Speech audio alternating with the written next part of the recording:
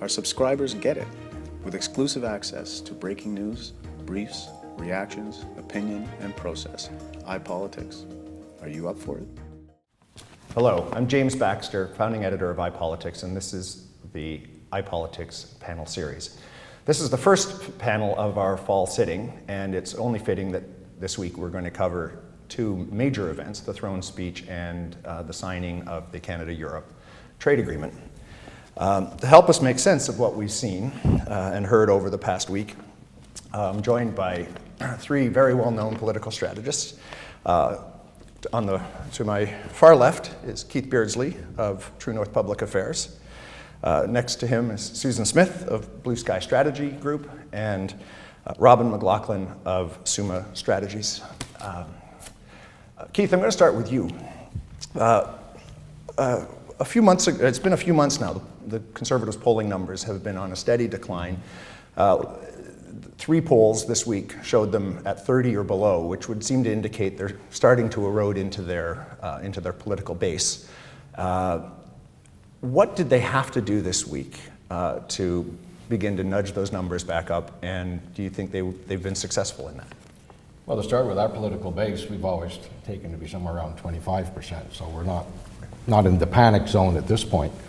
Essentially, Scottos seize the agenda, take control of it again, and try and push some of that Senate nonsense behind him, but dominate the headlines. He's managed to do that. He had the throne speech, was able to get away with that, and whether it's substantive or not, throne speeches are throne speeches. They never change. Certainly with the free trade agreement with Europe, he sees the headlines on that one, and he's going to over the next few weeks as details gradually come out. We're going to see exactly what was accomplished or not accomplished depending on the circumstances. So he's been successful from that viewpoint. Has he pushed the Senate behind him? No, they've got the motion coming up, and it's an issue that Canadians like, so it's still out there. It's not going to go away. Robin, what do you think of how things went, and then as well the NDP reaction to it? Have they managed to keep the focus on the Senate, which I think was their aim coming out, or have they now got another angle of attack to go at with the free trade? Well, the NDP was certainly aided in its efforts to keep the focus on the Senate by the fact that speeches from the throne are read in the Senate. So it's the irony that the fact that the Prime Minister had to return to the scene of the crime, so to speak, to deliver his reset and refocused agenda certainly helped the NDP keep the focus on the Senate. And they had some clever procedural tricks in the House, including a point of privilege and basically suggesting that the Prime Minister had misled the House in saying that nobody in his office knew about the Duffy-Wright deal to try to cover up the Senator Duffy's expense problems. But the objective for the government was obviously to change the channel and to give the press gallery and to give its base and swing voters something to chew on. And I think they only somewhat achieved that. The speech itself wasn't really heavy with new material. It had been heavily leaked, the consumer agenda stuff that they pursued. And it wasn't lost in the press gallery that this was very much a number of pages out of the NDP platform from the last election in terms of the consumer issues, whether it's telco fees, whether it's ATM and banking fees. We didn't actually see a nod towards an air passenger bill of rights, which was suggested by Minister Moore, so that's a little bit interesting. But of course, the big thing for the government was the EU trade deal, and certainly that wasn't coincidental in its timing, and the government planned that so that it could try to change the channel. And now it's the NDP's job as official opposition to get back to ethics and the lapses the government's shown. Great. Susan, the Liberals are sky high right now. Polls are showing them at the top and in new ground since, I think as high as they've been since Paul Martin and Jean Chrétien. Justin Trudeau seems to have some momentum, seems to be able to capture the imagination. What did he have to do and the Liberals have to do this week? And how do you see this, some of the issues that have come out, the consumer side, the trade agreement, how do you see that playing with the Liberal Party? The Liberals need to do a number of things between now and 2015 because it's all about 2015. It's all about the next federal election, and that's what the Prime Minister's trying to do with the throne speech, what he's trying to do with trade. And I think what the Liberals need to do is demonstrate that they are the alternative to the Conservatives. They are the next government in waiting, and that's what you're going to see over the next few months. I don't think the Prime Minister may have temporarily succeeded in changing the channel on the day of the throne speech and with the trade agreement, but I think that very quickly is going to fade off the front pages of the paper. The trade deal will be, as the government brings out more detail, that might be the A section of the paper. It's more likely going to find its way to the business section of the paper, which is critical for Canadians and critical for Bay Street and so on to read it. But when people are taking a very quick glance, they're not necessarily diving into the nitty-gritty details about the various components of the trade agreement. So what you'll see from Justin Trudeau and the Liberals is a continued focus on the middle class, a continued focus on the kind of Canada that people are going to want. And that's what you're going to see him demonstrating over time, as well as slowly rolling out the team that he's going to do that with. Keith, conventional wisdom is you never get very ambitious in the middle of a term. You want to do all your ambitious stuff up front, roll it out over about a year or two, and then let the voters get used to the idea of these things, be it a trade agreement or a major change in policy. The fact that they did this in the middle of an agenda, does that suggest that they're going to that this is a bit of a Hail Mary that they had to do, or have they just really found their traction and are going to be pushing harder than most governments have ever been able to, and expending a lot of political capital to get something done before the 2015 election? They've never been ones to worry about an agenda as to when they're going to do something. If there's an issue, they go ahead and do it. So they don't have a timeline.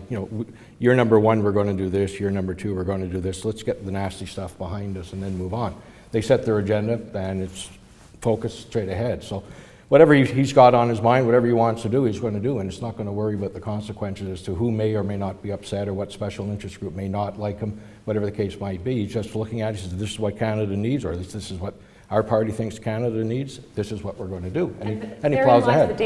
Therein lies the danger, I think, because there's been a sort of put your head down and go hard at it from a Conservative perspective on the crime agenda, on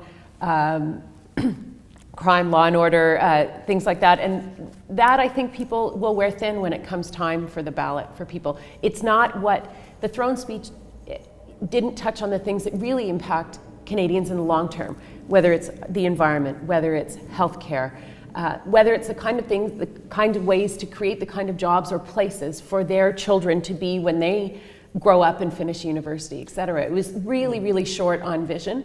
And a midterm government in the lead up to an election should be presenting a new vision, or what's next, or why you need to continue to support us. And I don't think they did that this week.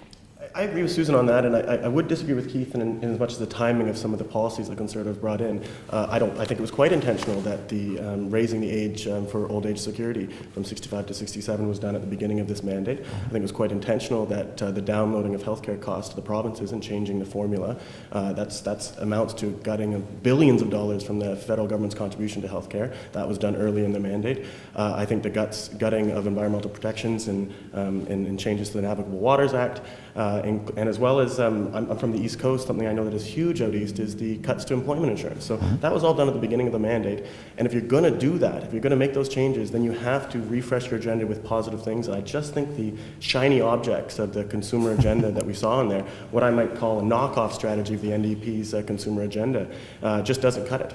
I think it's almost a subtle narrative the Prime Minister wants to put out there, change you can trust. An incumbent will never want the ballot question to be about change, but I think he's threatened enough by opposition, a Liberal narrative on middle class, NDP on consumers, and putting consumers first, that he wants to suggest you don't have to go with them to get some of the goodies you might be attracted to. And I think that was a bit of a subtle narrative, but again, as Susan said, I don't think there was enough in that throne speech that even the Conservative base would be excited about. You mentioned the environment. There were a number of things that weren't in the throne speech that people would either have expected or would have wanted to see. Susan, what stood out for you that was missing from the throne speech? I mean, sort of, you mentioned the vision thing, the big ticket. We've heard from a number of Aboriginal groups saying, "Where were we? We were hardly mentioned," and certainly no one was speaking to their concerns over the Northern Gateway and some of these other sort of larger Aboriginal issues. What were you hoping to see? What were you surprised more than anything else not to see? I was surprised. I just felt it was really like window dressing. I was trying to think of an analogy to describe it. And, you know, for women, if you have a black dress that's 10 years old, or men, if you have a black suit that's 10 years old, you can change the tie or you can change the necklace, but it's still a 10-year-old suit or a 10-year-old dress. And when you look at it close up, it's a little shoddy and shabby and shiny in the places that it shouldn't be. And I really think that that's what this throne speech was. It was light. It was, you know, loaded with accessories, but not a lot of substance. It was still the same old. Missing, as I mentioned, missing on healthcare.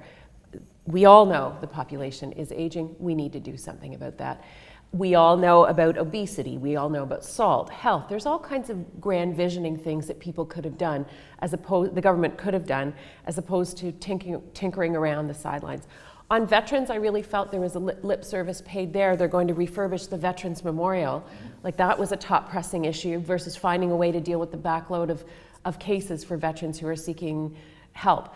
On the environment, there was a brief mention of pipelines and pipeline safety. They gave a little bit to the environmental side, a little bit to the business side, but very little that's concrete in terms of moving things along. So those are and Canada and the world. That was the other thing that I really found was really missing. We are a leader in many ways. It's long been said, and it's a bit of a cliche, that we have punched above our weight in the past. I don't think we're doing that anymore, and I don't think this is a government that openly scorns the United Nations, likes to do its own thing, and it catches up with you after a while. And I don't think they're capable of articulating a vision on that front, and I think that was missing. So again, focusing on 2015 and looking at where the country's going to be and what people are going to be looking for, I think people will be hard-pressed to parse that document and find something that's going to inspire them or about the kind of nation that we aspire to be. Seeing as I figure this is going to be a tag team, I'll let Keith answer that one and then come back to Well, back to Rob. I don't know how many Liberal throne speeches and fallen asleep during some of them. Throne speeches are throne speeches. They're not really the thing that sets that global vision, you know, the old Diefenbaker view of the North and so on. You don't see that in any throne speech anymore. They tend to be pretty bland. They tend to just lightly touch on certain areas, and whether or not there's more in-depth policy coming in those areas, you'll never know until the government brings it forward. So I don't pay too much attention to throne speeches. I did one on, followed up on Kretschmer at one point, and there were 144 promises that were never kept. So did the population care? No, they still elected the man with a massive majority. So in this particular case, you've got Harper who's saying, yeah, we're going to do something on the consumer. We're going to cherry pick this NDP item and that item from here. That's what governments do. They cherry pick. And they've done it for years and years, long before the Conservatives were ever in power. So it's the type of thing, if you are on the government side, yes, you put this out because you're trying to change the channel, admittedly. You want to try and reinforce your base, which may or may not be getting a little shaky with some of the Senate stuff. And then you say, okay, let's hold back a little bit anyway, some of the good stuff going into the last year. You can't burn everything, 2 years prior to an election. Voters are going to really be remembering 6 months to 12 months prior to going in. And that's the problem for the opposition. They can burn Harper now. What do they have in reserve for, let's say, 18 months from now? Because that's what really makes the difference. But isn't the danger, there are only a couple of key points of engagement. Throne speech arguably is one, certainly budgets, and then the election. This was a touch point. This was an opportunity to, as John Ivison put it, throw out a little tinsel. Is that not a bit of a dangerous strategy? Were there not things that you as a conservative strategist would have said, this would have been a good time to land that punch? Who's totally opposed to referendums, I would have loved to have seen him announce a referendum on the Senate. Yep. And I think that's... And I've always been pro-Senate, having worked on the Senate side at one point. I do know the good work they do, but I would still love to see a referendum on it and just put it out there and let Canadians decide. And here's a bit of a challenge I think the Conservatives have with their strategy on the Senate, and I'm glad Keith mentioned that, because I think that was something that was very much missing from the speech, and obviously was given the context delivered in the Red Chamber, and the fact that this is the gift to the opposition that keeps on giving more and more stories of problems with the Senate, is that the strategy for the Conservatives was the Supreme Court reference. They're now kind of hurt by that strategy because they can't really do anything until that reference comes back. So they keep getting hit on this while they're waiting. So I think Keith's right that was something that should have been addressed with some substance as opposed to just vaguely mentioning it. As far as yes, throne speeches are bland, and they are not substantive. They are light on detail and heavy on lip service. But for a government that's trying to fight the image of being stale, out of touch, out of steam as it approaches 8 years, I think that there was an opportunity here to try to not be bland, both for the base that has to stomach massive deficits, has to stomach a government that's called itself conservative yet wants to interfere in how telcos provide services. So I think that it needed to be a little bit more, at least, appealing in what it delivers. What else was missing? Absolutely, Canada's Indigenous peoples. This is a daunting task that the government has failed to provide any leadership on, and I think that not calling for an inquiry into missing and murdered Aboriginal women is a missed opportunity. While Prime Minister has already kind of doubled down and saying he won't go that way, it's something that from an economic standpoint doesn't cost a lot, is a very much a black mark on the eye of the government and our whole country as it tries to negotiate prosperity sharing agreements with and land claims agreements with Canada's Indigenous population. Keith, last word? No, I just what I was saying before, I think that when you get into these, and if you look at, we're talking about taking control of the media agenda, if you want, just the leaks leading up to the throne speech. I mean, he had several days of positive press coming out of that. The base is going to be happy. They've got justice issues. They're going to do something about the public service. They've got some economic issues. You know, we're going to create 80,000 jobs. There's a number of things that the base can look at and say, yeah, he's sticking up for the little guy, which is what our base is. I mean, the base is not corporate Canada. And he's managed to pull that off. Can he sustain it? It's short-term stuff. Everything in throne speeches is short-term. Unlike the budget where Canadians sit down and pay attention because, yeah, this is my tax money. Budgets, or excuse me, the throne speech, how many actually watched it? Other than 15 seconds on the news and, oh my God, there they go again. So, you know, he did what he had to do. He's come in now, you know, with the free trade agreement. That's good, but it's what will sustain it now over the next 3 weeks, 4 weeks, 6 months. That's what he has to worry about. Okay. Well, we'll take a break here and come back to talk a little bit more about the trade agreement that was announced earlier today, and perhaps with that a look at Harper and the provinces as well, and see where we think this will go. We'll be right back.